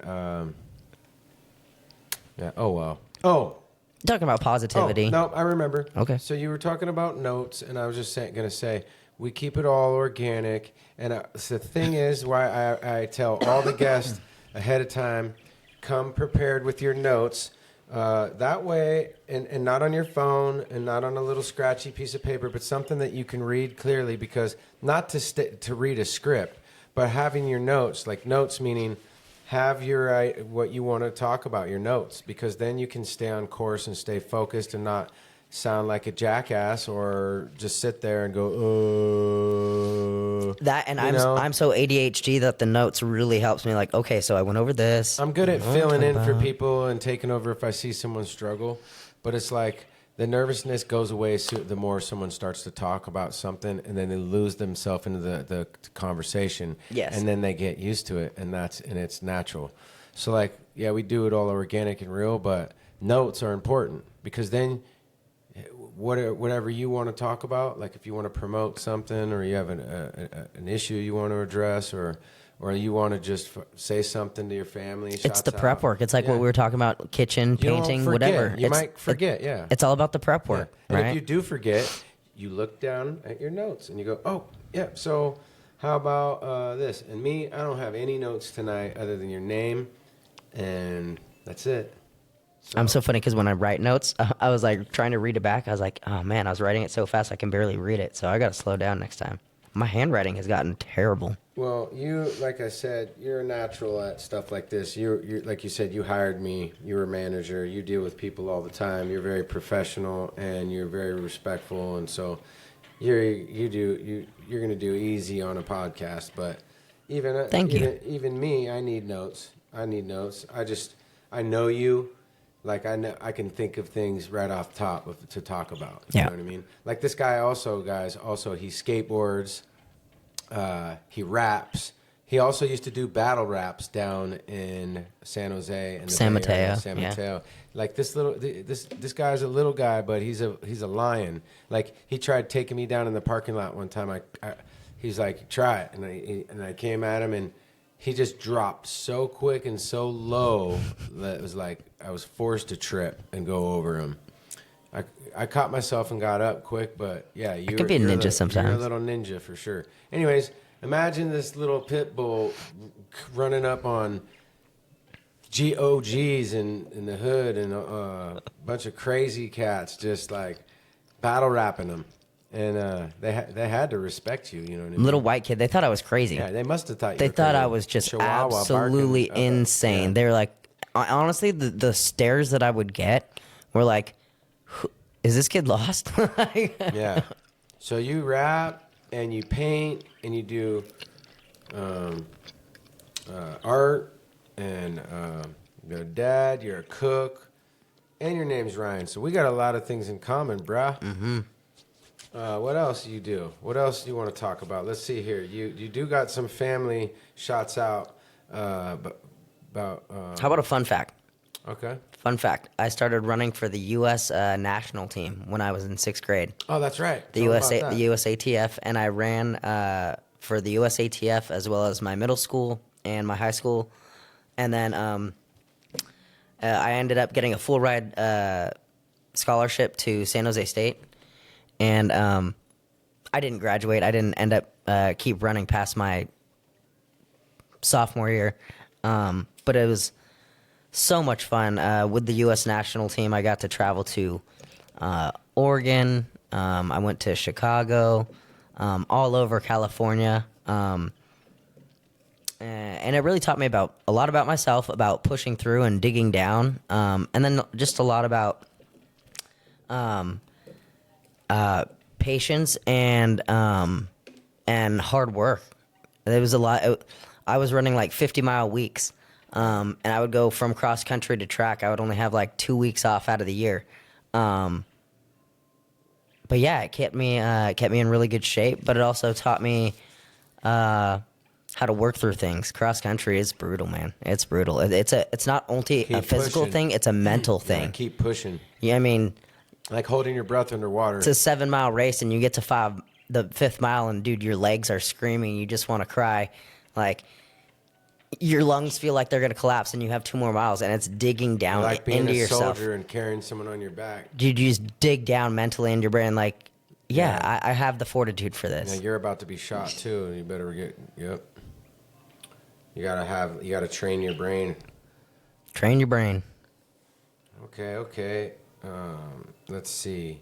So that's a fun fact. Yeah. How about this?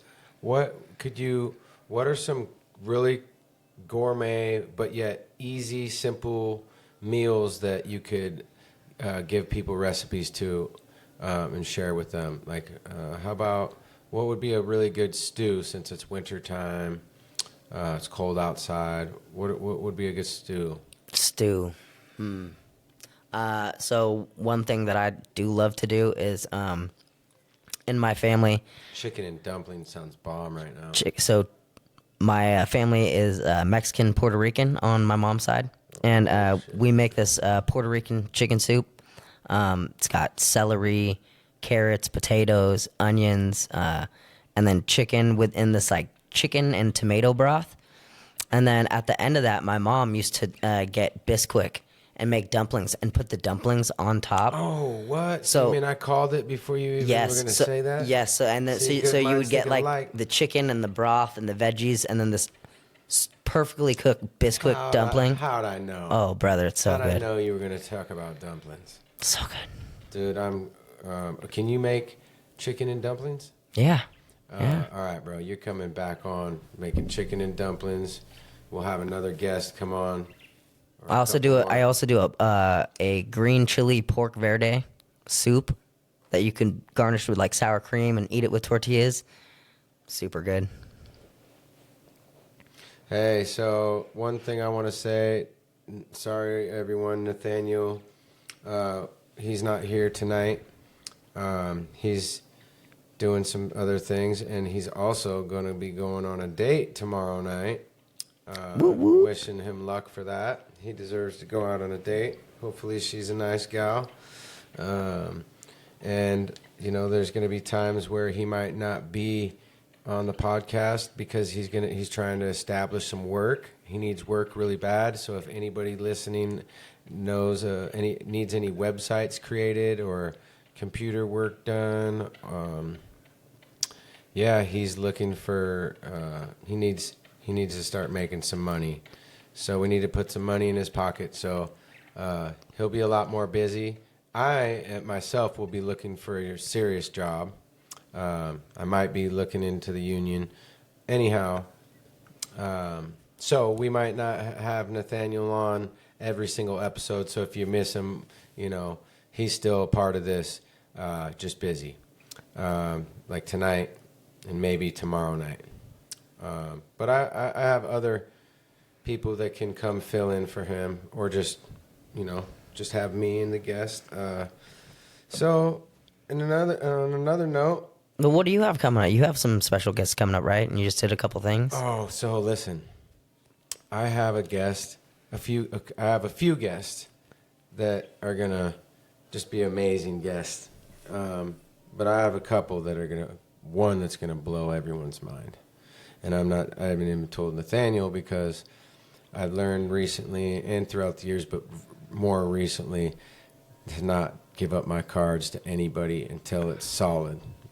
Like, don't tell anybody this and that, getting people pumped up or post something and then it stops or it doesn't happen. Well, and sometimes things fall through. People have to reschedule, so Totally. It's the nature of the biz. Totally. But I've learned from that, so I'm going to be careful with that. Just like the music I'm about to drop. I'm making sure everything's right, because if anything does go good, it's just all me. Mm-hmm. I ain't playing games with nobody. But train your brain. Yeah, exactly. Train your brain. But anyhow, so Nathaniel needs some work. I'll have some really special guests coming on, and I can't wait for that. I'm just gonna kind of stop talking about. I was told, stop talking about that, and just kind of just drop them and let them listen. Yeah. But I like giving a little heads up to some people, like, hey, we got our next guest. Look, to stay tuned for this or that. There's nothing wrong with that. But I get what they're saying.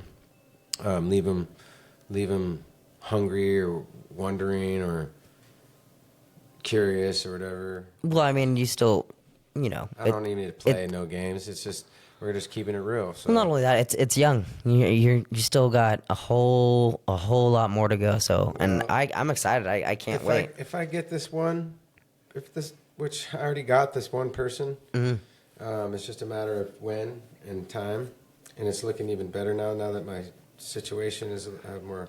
I don't know. I feel more hope. Let's just say I feel a lot more hope. And this is my new life, and it's just all the way full speed ahead, no looking back. And I'm going to enjoy my life and be positive, all these good things, and just embrace that. And, it's just like a dream come true. Enjoy the moments. Enjoy the little things. Yeah. But, so anyhow, if this one person comes on, this podcast will take off like worldwide for sure. Is it Oprah? Oh God, no. Oh dang it. No. I'm not a part of Dude, any of this silliness Oprah. or TMZ shit. Oprah would be legit. But it's definitely somebody famous, and I'm excited. I can't wait. Don't tell me either. Don't give me any clues. I haven't even told Nate. I want to be excited. I know. Somebody out there listening though knows. Thanks to them.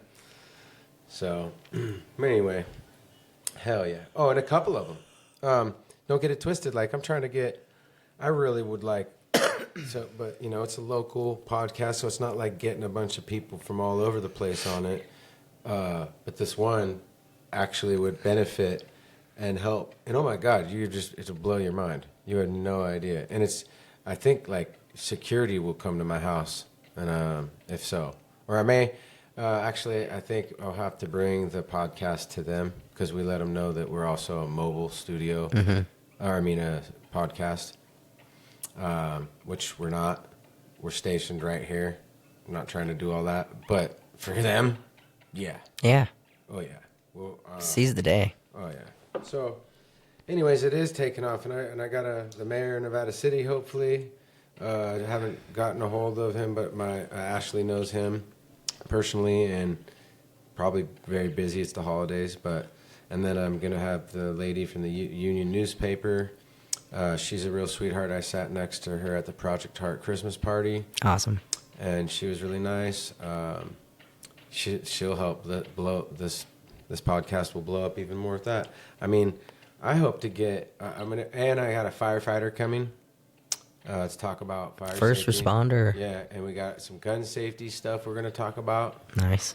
And we're going to have Nathan Lopez back on, and we're going to have his friend America on about her son passed. I'm actually going to save that story for her. I don't want to, but it's very intense. It's very deep and still ongoing, and so is Nathan Lopez's son's murder case. And so we're going to talk more about that stuff. We're going to get into a lot of stuff, as well as keeping it lighthearted, you know. And, you know, you got to have love and peace and funny, too. You got to cheer people up. My mom told me this one day, so I was really pissed off at her because she wanted me to come home. It was Christmas, and I had this I had this little street kid, little homie that was homeless or whatever, had nowhere to go. And she wasn't trying to have anybody, like strangers and shit at her house. She wasn't that type of person, just randomly all of a sudden for Christmas. That would have affected her little thing she had going with me and my brother and whatnot. Mm-hmm. And I was running amok with him, just, you know, being a friend, like a Fox and the Hound type shit, you know. And that movie made me cry. Yeah, it was like me. It was something like that. It was like separation at the door. Oh, it's Christmas. I gotta go, buddy. I gotta go inside where it's warm out to go open presents. And I called my mom, and I remember because the cell phone was the old ass cell phone, like a flip phone, and I was just like, can so and so come over or whatever? And she like said something, and then I remember coming back and just snapping on my mom and freaking out, and I made her cry, and she said it was cool, and he came over, and it was awkward. He was uncomfortable. My mom, there was weird energy, and then I just said fuck it, and I left with my homie on Christmas and walked downtown and stuff. And I ended up going back home, but like because he got picked up by some his foster parents that were looking for him. But my point is me and my mom had a cry out breakdown in the car or whatever, and talking, and I was like, I hate this. Why is it got to be like that? Or blah blah blah blah blah blah blah. How am I supposed to be happy right now? To come in there and open presents and just do that when my buddy's about to be cold, be cold out by himself somewhere on Christmas, like she's saying something like, there's got to be, or I don't want to be happy and I didn't want to enjoy Christmas or whatever. And she's like, there's got to always be somebody that's being funny or annoying and trying to cheer people up. Because if there's no one doing that, then we're all just going to turn into like robots and have no emotions and no care or whatever. She was proud of me or whatever. She understood it, but it's just like, I actually changed my mom a lot. She turned into like a lot more of a different person because of me. Like I went through so much shit, and she learned a lot from me too. Oh, my parents will tell you, I have stretched them. Yeah. To the point where, I mean, duly justified, but yeah, where sometimes they're up and they're just sad and they don't know if I'm going to come home. And I mean, that was back in the day, but you know, like any good parent, they worried when I was out there doing my own thing. So, but, I always came back. My parents are like my roots. They bring me back to focus, and they always have something encouraging to say. Now, sometimes it's not all encouraging. Sometimes, you know, they tell you the truth, and the truth hurts. Sometimes you have to sit and look at yourself. And in those ways, they've really stretched me and helped me to grow to be the best person I can, because now I'm able to sometimes, even without them, take a pause and look at myself and be like, do I really want to be like that? Or am I being the best version of myself? Yeah, totally. I want to be the best version of myself for the rest of my life, every day, something better. Like my boy James Maple says, like he says, I think every day I'm going to be 1% better. And it's like me, I think about that. I always think outside the box.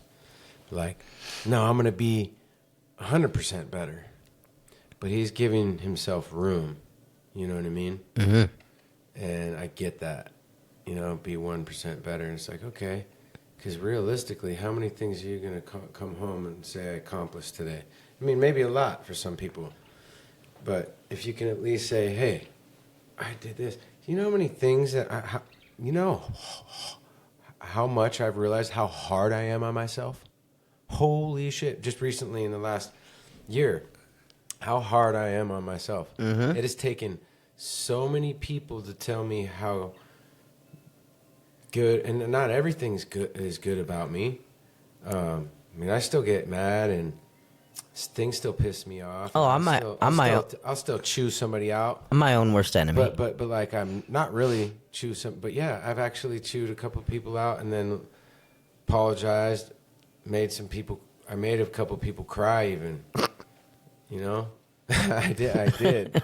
And it's like, doesn't surprise me. Well, no, it's a lot of pressure going on, a lot of stress, and a lot of this and that. But like my point is like what you were saying. I don't know. Just being the best version of yourself. Oh yeah, the best version.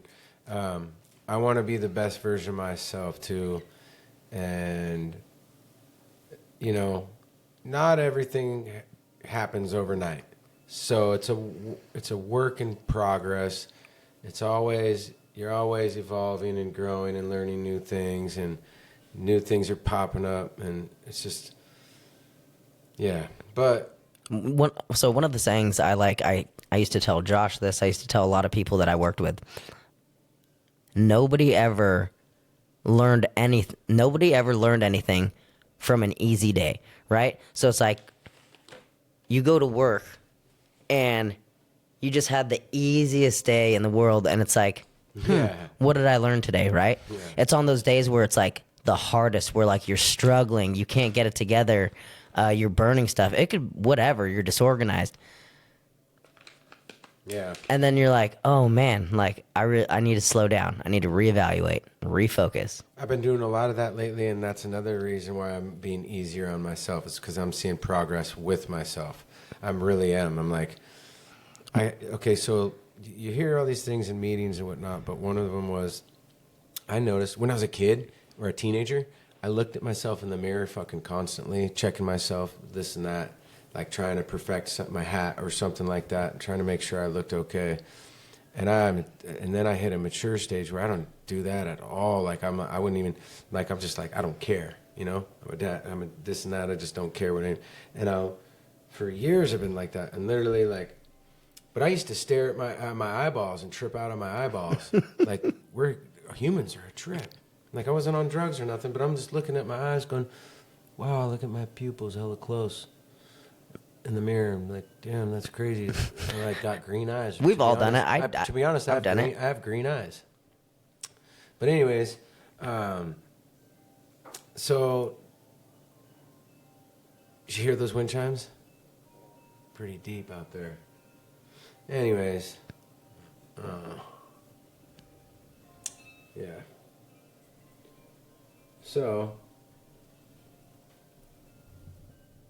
Oh, well, I appreciate you having me on. It's been fun. I hope we get to do it again. I'm excited to see what goes on for you in your future and this whole thing. And, yeah, man, I'm just can't tell you enough how proud I am of you and getting this thing together and thank you, and even keeping yourself accountable and keeping yourself going. Yeah. Just I'm realizing a lot. To be honest, there's no choice. There's no room for bullshit or trash. I hope people know that I'm trying to be positive, but I'm very fucking serious. Like, there's no room for bullshit. I'm taking things very seriously, like a businessman damn near, or like a mob boss. Like, no, it's go time. Like 50 Cent, he's a great entrepreneur. I'm working on a song right now, and it's like, it starts out like, I'm sick of kicking it with chickens and sitting ducks. Something. So I fix my wings up. I got a badass song. I just started writing it, but I'm so sick of sitting around with chickens and ducks, dog. You know, I'm fixing my wings up for flight. I am, like, big flight. And I'm brave as hell. So it's time to, and once my wings are set, just like one of the 49ers that's like Fred Warner, dude, He's trying to already Savage. I hear he's already trying to say he's gonna play in the Super Bowl or in the playoffs or whatever, and it's just like, Fred, just calm down, dog. Don't break it again, you know. But as soon as my but as soon as my wings are set for flight, I'm gonna be like charging off a cliff, boom, and just soaring. I see it coming. I see it coming. All of us are. I see everybody having progress in their life and making better, positive changes. It's like a plague, dude. It's spreading. I feel I got people around me getting sober, quitting drinking, coming to Project Heart with me, or going to AA. And even you were just talking about you haven't drank for how long? It's been almost a week now. Yeah. I mean, that's good. I mean, a week, you usually, you know, especially when you worked at the 5 Mile House, it's hard because there's just beer. You get a free beer at the end of the day. Oh, it's so hard. It's so hard. So that was hard for me, seeing you guys drink. Well, and there was lots of times, too, when I would be ready to leave, but Bill wanted to talk to me. And so... Trust me, I know. I'd sit down and have a beer and, you know, and then, you know... But a week is a week, bro. And I loved, for me, it's the atmosphere. I loved hanging out with Evan. I loved hanging out with Bill. And drinking was a part of that. And, yeah, I wish sometimes I would have just had the strength to be like, no, I'm going to go home. But hanging out is infectious. Yeah. You know, I'm a people person. I like to be around people. Yeah. You know me. I'm a joker. I love to laugh. I can be serious, but life is too short to just not smile all the time. Totally. I agree. And you know what? Like, for those out there that set boundaries for themselves, or their curfew, or when they shut their phone off, or when I really respect that, or not just respect that, but I learn from that, and I'm learning from that. It's so vital to turn off the switch and unwind and give your kids the quality time they need.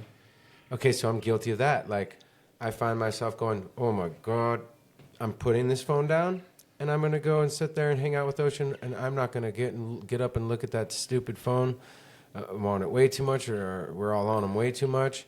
I see my kids and people just on their phones way too much, and it's like you got to set it down, and you got to go smell the roses, sit down. It's a distraction. It's a distraction from what you should be doing, and that's taking care of your mental health, being with your family. Yeah, totally. It's like... Yeah, it's like spending especially with your kids, you know, spending time with your kids. I have to just stop. Like, I can't be on the phone, trapped on a phone conversation forever, or with this person, that person, this person. I have a lot of friends, a lot of people that I got to check in with or respond to, and it's hard, but I have to, and it will wear you out. It's another reason why I love this podcast. I'll just be like, you know what? How about this? I'm going to kill 1,000 chickens, 1,000 birds with one stone.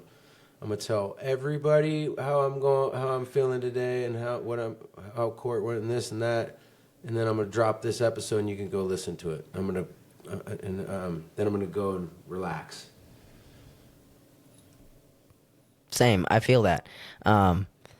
It's important, man. You got to set boundaries, because even with the whole taking notes thing, if you don't have boundaries sometimes to kind of be able to look at and be like, okay, well, I'm getting off course. So how am I going to navigate my way back to my healthy place? And I'm so guilty of pulling away. Like, when I get depressed and I get low, I isolate. And I don't like going out of my house. Sometimes I don't even answer my phone. And it's so bad for me. We all need to connect, and we need to be with people. And choosing to surround yourself with people who are going to uplift you, who are going to speak positive things into your life instead of be negative. Yes. People that are going to be real with you, but compassionate and kind. And let down your guard too. Yeah, those are the people that I want to be around, that I surround myself with. Well, like there's hardened people that you got to let down your guard and let love in, because some people are damaged. Like, I've been damaged to the point where I have had just like walls. But you gotta realized that, hey man, it's almost kind of mean when people are loving on you, being nice to you, and you just don't have the capacity or the to feel good, have anything good to say. You're stressed out, your words to the max so bad. It's like, sorry, I'm not talking to you because now I feel like a burden. I'm a negative energy. How many days? I'm not going to have anything good to say. How many days would I come into 5 Mile House and you'd be in such a grumpy ass mood with your headphones in? And what was the first thing I would do? I wouldn't even say hi. I just come in and give you a big hug. Everybody, yeah, immediately. Even if I was late, hugs. Yeah, everybody's humans and make mistakes, but we must make a better effort and try harder to be more presentable, to be on time, to be punctual, to be respectful. Don't burn your bridges and don't wear out your welcome. You know what I mean? Don't wear out your welcome. Yeah, be respectful of people's space and time and also their mental capacity, because there's so much to keep track of in life now. And like you were talking about, social media is a huge distraction. Oh, man. And sometimes you can neglect your mental health or your healthy space or whatever, and you're not even seeing it because you're getting so distracted. Straight up.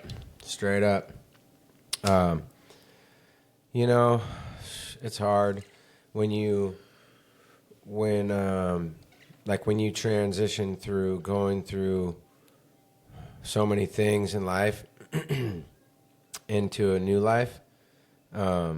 It's hard letting go of a lot of things at first, but once you get the hang of the new things, I felt like I didn't have friends even. Like I got so sick of people just like, what are all these people? I have like almost 800 friends on Facebook, but not one of them like really reaches out to me. I have to reach out to them, or I'm always bored or I can't find anything to do or whatever. But really, like everybody, Archie even said, well, I don't invite you this and that because I've been drinking or whatever. And I'm like, oh, okay, so you're just being respectful this whole time? Well, shit, bro. Okay, well, you could. And then he's called me one time. So, and then people are busy and have kids and families and lives and stress with and going through things too. I'm not the only one going through a lot of things. Yeah. Or even if you're going through one thing and it's really hard for that person, they deal with it differently. It's still important, and they're still important. And so just being considerate of others. And dude, when I was, I think when I was 22, I was working at Cheesecake Factory, and these 3 ladies came in, and it was like 1 PM, and they were being, Ryan, so mean to me. I walked up to the table. Hi, my name is Ryan. Welcome to Cheesecake Factory. And the lady just goes, 3 Diet Cokes. Didn't even look up. I was like, oh, brutal. So then I went and got the Diet Cokes, and I came back, and this one lady, she proceeded to order for herself and the other 2 women. And I mean, dude, she was so rude. And like I was done taking the order, and I was so flustered, she kind of shooed me away with her hand. I was like, like she was so mean. I don't want to have a Hold on. She was so mean to me, like to the point where like I literally wanted to cry. And I went back to the table. These ladies asked for more bread. I went and I brought more bread, and the lady who had ordered for everybody, the rude lady, she went to the bathroom. And her friend goes, I'm so sorry. And I was like, for what? She goes, our friend is being so rude, but you have to understand, her husband died like all of a sudden a couple weeks ago. Like he had a heart attack, and we just buried him today. And she's not feeling great. You never know, man. And I like immediately, I just felt so much compassion for her. And I remember at the end of the dining experience, makes me want to. I bought her a piece of cheesecake, and when I brought it to her, she was so mean. She's like, "I didn't order this." I was like, "I ordered this because your friends told me that you buried your husband today, and I just wanted you to have something nice. Like I can't do much as a server, but I just wanted you to know I'm so sorry and I love you." And that, dude, she broke. She was like, "I am so sorry." She apologized as well, but all just to go to say, like, you never know where people are at or what they're going through. So yeah, that's God bless your heart for that. And things like that go a long way, ladies and gentlemen. Like, you have no idea. Acts of kindness are so important, because think about it. There's people, like, you might be living a beautiful life with your family, kids got everything. You're very thoughtful. You do everything for your family, and they do everything. But there's people out there that are living, no one gives a shit about them, or they have nobody that are just doing anything for them. They're fending for themselves. They're stressed out. They're seeing everybody. Or they feel misunderstood. Or you know? yeah, no matter what it is, acts of kindness, just taking a little time out of your day to spend with somebody. You know, okay, stop. Right this second, look at me. Hey, stop. You're still doing it. Stop. Okay. Ocean, please. We got like 2 more minutes, bud. Out. Oh my God. I do not want styrofoam broken up all over the floor. This is what you get when you're a single dad. Right now, there's no mother here helping me, no woman help do any cleanup, dishes, cooking. You're a one-man band, bro. Yeah, nothing. No help. It's like you're doing the drums and the harmonica and you're playing the guitar at the same time. Hey, I got that many hands? Oh, no. I mean, they could like strap it to you or something. When I say I'm 2 dogs, I'm only one man. That's deep. That's 2 dogs trapped in one man. So. Who let the dogs out? You gotta let the dog out every once in a while. Oh, let the dogs out. Don't worry, the moon is not full. No, that's just my buddy Ryan. Anyways, yeah, now I got this big old pile of styrofoam on the floor, silly girl. God bless her heart. Yeah, she is awesome. And thank God for her, she keeps me going. I know. Kids keep me going. They save my life. They're my So do mine. Okay, so ladies and gentlemen, we're going to get up out of here. Anything Dude, you want to say? No, it's been a pleasure. And I'm so excited again about this whole thing, about your future, about your family, things to come. Like, I'm stoked. Yeah. Now I need a big job and a wife, but not just yet, and a truck. One day at a time, right? So one day at a everything- time. Oh yeah, no, but that's just how it goes naturally in the human life. Like for me, that's all I'm missing. That's all I'm lacking, is a good wife. I've never been married. I've always wanted a moped. I'm actually excited to have a whole wedding, all that type of shit, like a special cool wedding. I've never had one, and I'm glad I never had one with either of my baby mamas. You know? Not a moped. I've always wanted a Vespa. What? A Vespa. I don't even know what that is. A Vespa, like a little scooter, and they top out at like 65. Dude, I'll Google it for you. I've always wanted to ride a Vespa. And just go cruising through the mountain, through like Grass Are we talking Valley. some secret code like quads and mopeds? No, a Vespa. I'll show you a picture later. I want a Harley. How about that? Okay. I'm down for some Harley riding. Let me see here. Yeah. I want a horse. Whoa. They're expensive though, bro. I'll ride a horse. And then you gotta find something. You gotta stable them, and it's. Don't tell me, bro. It's a lot of money. I grew up with horses my whole life. We just got rid of our horses about 2 years ago now. I've always wanted a horse. It's Raining just Rabbits. not feasible. One of them was Raining Rabbits. She was from an Indian reservation. They named her Raining Rabbits, so we called her Rain or Rainy. And then Mesa. She was a Mustang. She was wild from some huge. I have ridden horses before. Like, we went to Utah, and we did this horse trail through Zion National Forest. Mm-hmm. It was so hot outside, and we're in a line of like 15 horses. Damn. And I was 3 from the back, and my mom and my grandma were behind me. Bet your ass was sore after that ride. Well, I would slow my horse down from the pack, and then I would go, Kya, and I'd make him gallop. Mm-hmm. And because he was galloping, my mom and my grandma's horse would start galloping, and they were like, stop, because they're like bouncing all over. It was so much fun. They hated me for that. Yeah, just today, me and Ocean were driving home, and she said, I miss our horses. I'm like, I know, baby. Maybe one day we'll have horses in our life again. We will. We're both going to have horses. Shit. I mean, I'm getting a Harley. Yeah. I'm gonna buy a horse and name it Harley. So what else, what are you trying to do in life, man? You trying to go cook before you get up out of here? You trying to go cook or what? Trying to get back into cooking or Trying to get back into. I'm painting you got still. any dreams you're trying to follow? I've been. Any at all? You know. Stand-up comedy, you were saying? Well, stand-up comedy, and then instruments. I really want to learn how to play the guitar. I think that'd be really fun. It's too late for me for that shit. No, I think you can always do it. It's just about like you have to like again stretch your brain. Guitar, stand-up comedy for sure. I've been writing a lot of jokes. Spending a lot of time on that actually. But main focus is getting back into restaurants. Yeah. Well, I look forward to. Okay. One more thing, ladies and gentlemen. Speaking of food, we just made. He usually cooks some stuff, but tonight I made rice, pinto and white beans, and he made some of the steamed cabbage and broth, and then we made rockfish. We made some breaded rockfish and some fried rockfish.